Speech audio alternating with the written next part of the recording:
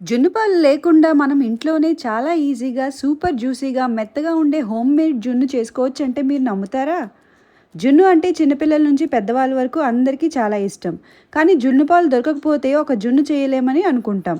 అందుకే ఈరోజు జున్ను పాలు లేకుండా జున్ను పౌడర్ ఉపయోగించి చాలా ఈజీగా ఇంట్లోనే ఉన్న ఇంగ్రీడియంట్స్‌తో రుచికరమైన జున్ను ఎలా తయారు చేయాలో చూపించేస్తా.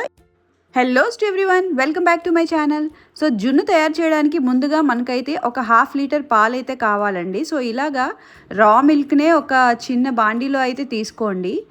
ఆ తర్వాత మనకి స్వీట్నెస్ కోసం ఇలా షుగర్ సిరప్ని అయితే చేసుకోవాలి, ఇదే కన్సిస్టెన్సీ వచ్చేలాగా.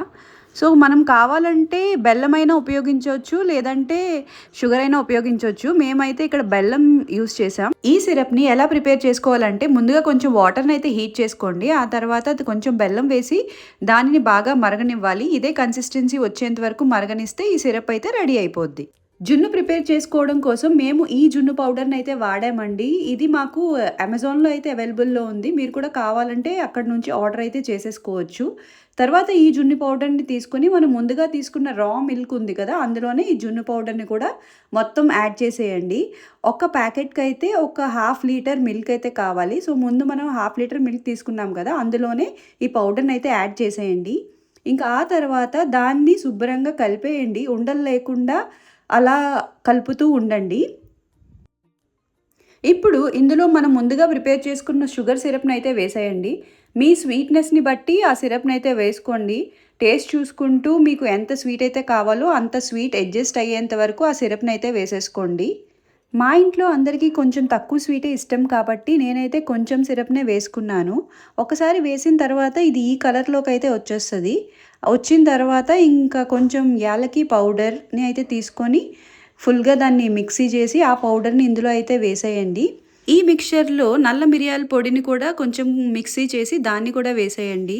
బేసికల్గా పెప్పర్ పౌడర్ వేస్తే కొంచెం డైజెషన్ అయితే బాగుంటుందని చెప్పి పెప్పర్ పౌడర్ని అయితే వేసేస్తాం. పెప్పర్ పౌడర్ కూడా ఫుల్గా మిక్స్ అయిపోయిన తర్వాత ఇంకా మనం బేకింగ్ కోసం అయితే పెట్టేద్దాం. మేమైతే ఇక్కడ రైస్ కుక్కర్లో బేక్ చేయబోతున్నాం. సో ముందుగా రైస్ కుక్కర్లో ఇక్కడ చూపిస్తున్న విధంగా వాటర్ని అయితే తీసుకోండి.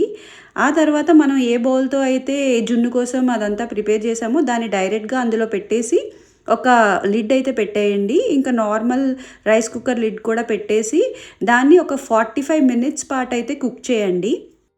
కుక్ అయిందో లేదో తెలుసుకోవడానికి మీరు ఒక స్పూన్ పెడితే ఆ స్పూన్కి అసలు ఏమీ అంటకుండా ఉండాలండి. ఒకవేళ కుక్ అవ్వకపోతే ఇంకో 5 మినిట్స్ ఎక్స్ట్రా పెట్టుకోండి. అంతేనండి. ఈ విధంగా మనం చాలా ఈజీగా హోమ్ మేడ్ జున్ను అయితే చేసేసుకోవచ్చు. చూసారు కదా ఎంత సాఫ్ట్ అండ్ జ్యూసీగా అయితే ఈ జున్ను వచ్చిందో. మీరు కూడా తప్పకుండా ఈ జున్ను రెసిపీని అయితే ట్రై చేయండి. అండ్ ఇలాంటి మరిన్ని ఈజీ రెసిపీస్తో మళ్ళీ మీ ముందుకైతే వచ్చేస్తా. See you in one more video. Until then, keep watching my videos and don't forget to subscribe to my channel. See you in the next video. Until then, bye bye.